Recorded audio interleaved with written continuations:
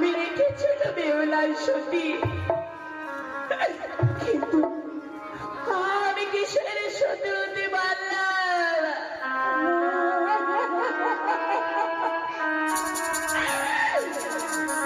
বাসর ঘরে আমি হারালাম বন্দি, স্বামীর দেহ লই আমি সাগর জলে ভেসে চলেছি।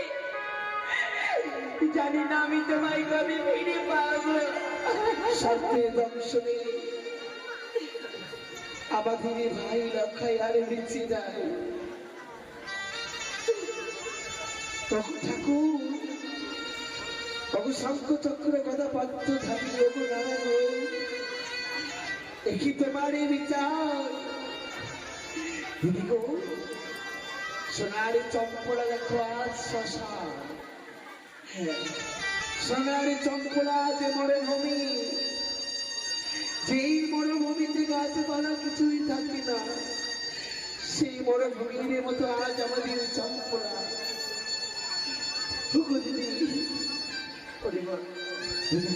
আর সেই হতভাগী কথাটা আশা করে গিয়েছিল বাসর ঘরে, সেই যে তারই আশা পড়লো হল না।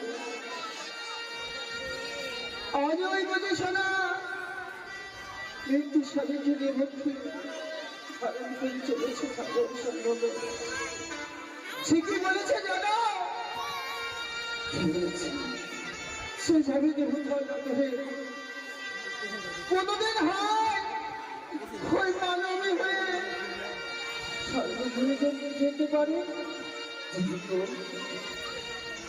স্বামী হারিয়ে আজ অল্প বয়সে বিয়ে হয়েছে, তো স্বামী হারিয়ে আজ পাগলিনী হয়ে গেছে। সেই নবীন বয়সে বিধবা সেজন্য।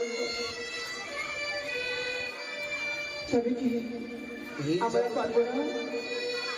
এই জগতে যে মারা যায় সে আর ফিরে আসে না কখনো। সেটা সাজিয়ে পিতার কাছে যাই, পিতাকে গিয়ে বলি, ওগো পিতা, ঋষি প্রভাত হয়েছে, আমরা যাবো। বেশ চলো, আর প্রচুর প্রচুর বেশ চলো চলো, তবে চলো।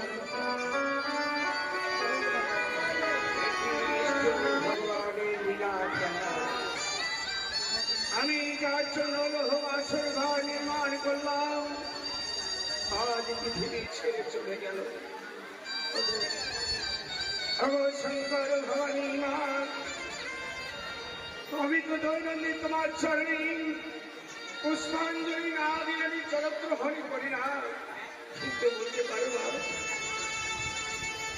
এমন কি অপরাধ করেছিলাম আমি তোমার চরণে, আমার কোন খালি করে দিলে। আমি ভুলে গেছিলাম আমার ছয়টি পুত্রকে হারিয়ে এই সুন্দর প্রেমকে পেয়েছিলাম আমি বলে। আমি ভুলে গেছিলাম, সব দুঃখ দূর করে দিয়েছিলাম। এই তো ঋষি প্রভাত হয়েছে, আপনি না কথা দিয়েছিলেন ঋষি প্রভাত হলে আমার ভাই লক্ষাইকে আমাদের তুলে দিবেন। ছোট থেকে লালন পালন করে বড় করেছি, আমাদের আদরে। চলুন, ওই দেখুন আছে ঋষি প্রভাত হয়েছে, সূর্যদেব উদয় হয়েছে। তোমরা কেন এসেছো আমার কাছে বলতে পারো? আপনি কালকের কথা ভুলে গেছি। এই পাপিষ্টি দুরাচার, এই অধম সন্তানের কাছে কেন তোমরা এসেছো? আমি যে পাপিষ্টি, আমি যদি পাপিষ্টি না হতাম, আমার ছয়টি পুত্র বধূকে আমি কারাগারে বন্দী করে রেখেছিলাম। বিধবা আমাকে দর্শন করলে নাকি আমার নিখিলবারে অমঙ্গল হবে। আমরা তাতে কোনো দুঃখ পাইনি, আমরা তো বিধবা। ভাইয়ের জন্য তো, মঙ্গলের জন্যই তো আমাদেরকে কারাগারে বন্দী করে রেখেছিলেন। মঙ্গল হয়েছে, চলুন আমাদেরকে নিয়ে চলুন। কিন্তু আপনার নয়নি জল কেন? মঙ্গল হয়নি মা, মঙ্গল হয়নি পিতা, অমঙ্গল হয়ে গেছে। পিতা আমার নাকি ছেড়ে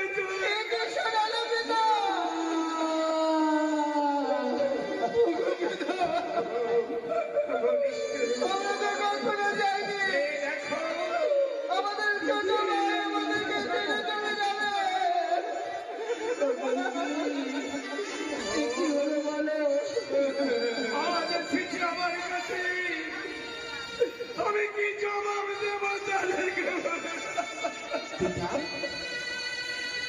আপনি ভাই লখাইয়ের মঙ্গলের জন্য কারাগারে বন্দী করে বাঁচাতে পারলেন না। আজ মুখ দর্শন করতে পারবে তোমরা, পারবে তোমরা সাগর থেকে সে কোথায় রয়েছে পিতা? ওই লক্ষ্মীন্দরকে বেহুলাকে বুঝিয়ে আমার লক্ষ্মীন্দরকে নিয়ে যাও, আমার জ্ঞাতিগণকে নিয়ে আমি সাক্ষাৎ করবো, আর আমার বৌমাকে সিংহাসনে বসিয়ে দেবো। ও পিতা, তবে তবে আজ আমরা ফিরিয়ে নিয়ে আসবো। আমরা যেমন ছয় চায়ে রয়েছি, তেমন আমাদের ছোট্ট বেহুলাকে আমাদের সঙ্গে রাখবো। ও পিতা, আপনি প্রাণে বলে আশীর্বাদ করুন, আর ছোট্ট বেহুলাকে যেন আমরা ঘুরিয়ে ফিরিয়ে আনতে পারি। নিশ্চয় করবো মা আশীর্বাদ, কেন করবো না? ওই তোমার সবারই মা যদি আমার এসে পিতা পিতা বলে ডাকে, কেন তোমাদের কাছে আশীর্বাদ করবো না? আমি নিশ্চয়ই তোমাদের কাছে আশীর্বাদ করবো মা, আমি তোমাদের কাছে আশীর্বাদ করি। উল্কার দিকে ছুটে যাও, তা না হলে বিলম্ব হলে হয়তো মান্দাজ ছেড়ে ভেসে যাবে সাগরে। ওরা পিতা, ও দিদি, চলো বোন, চলো। এসেছি। জানি না কত দূরে আমাদের ওই ছোট বোনকে স্পর্শ পাবো। ও দিদি, সে মনে হয় আমাদের জন্য অপেক্ষা করে আমাদের দেখা না পেয়ে মান্দাজ ছেড়ে চলে গেছে। দিদি সত্যি বলে গেছে।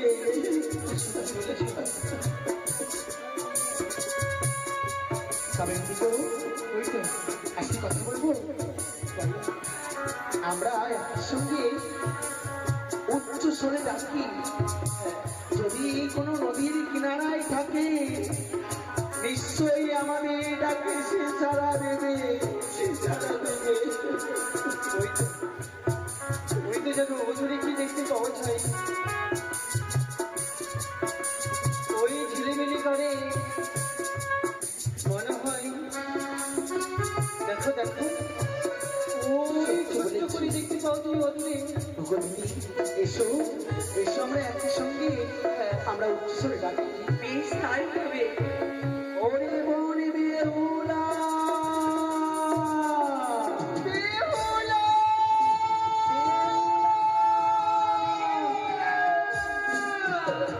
ওরে ছোট। সেই নদীর কূলে আমার নাম ধরে ডাকছে,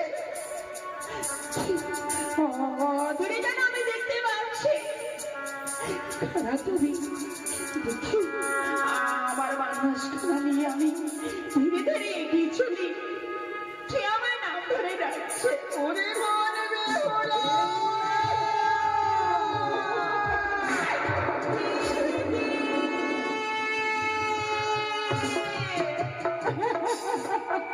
ওরে ছোট।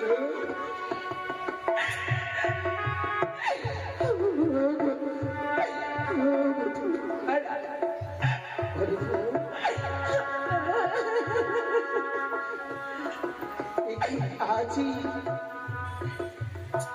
আমাদের ভাই লক্ষ্মীর বিবাহতে অমঙ্গল হবে বলে পিতা আমাদেরকে কারাগারে বন্দি করে রেখেছিল। আমরা সেই লক্ষ্মীর মুখখানা দর্শন করতে পেলাম না। একবার দেখা না, একবার আমাদের ভাই লক্ষ্মীর কি করবে দিদি দেখে, আর তার মৃত্যু মুখ দর্শন করে কি করবে? এই দেখতে পাচ্ছ, এই আমার মধ্যে ধারণ করা রয়েছে।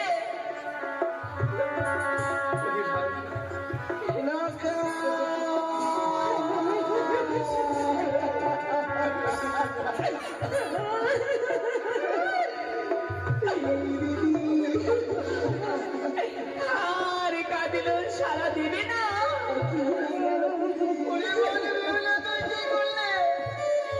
দিদি আজ ওই বৃদ্ধ স্বামীকে পক্ষে ধারণ করে তুমি কোথায় যাবে? আমি দুঃখের সাগরে পাড়ি দিয়েছি স্বামীর মৃতদেহ লইয়ে যাব আমি সেই দেব স্বর্গপুরে। কেন যাবি তুই দেবতার নগরে? দিদি গো, সেখানে গিয়ে দেবতাদের কাছে বিচার চেয়ে স্বামীর প্রাণ ফিরিয়ে আনবো। কি অসম্ভব কথা। ওগো দিদি, সত্যি সত্যি আমাদের ছোট পাগলিনী হয়ে গেছে। হ্যাঁ, রাজাদের স্বামীর সঙ্গে ব্যাকুল হয়ে গেছে, পাগলিনী হয়ে গেছে আমাদের বেহুলা। আমি বাঙালিনী হয়ে গেছে স্বামীর জন্য।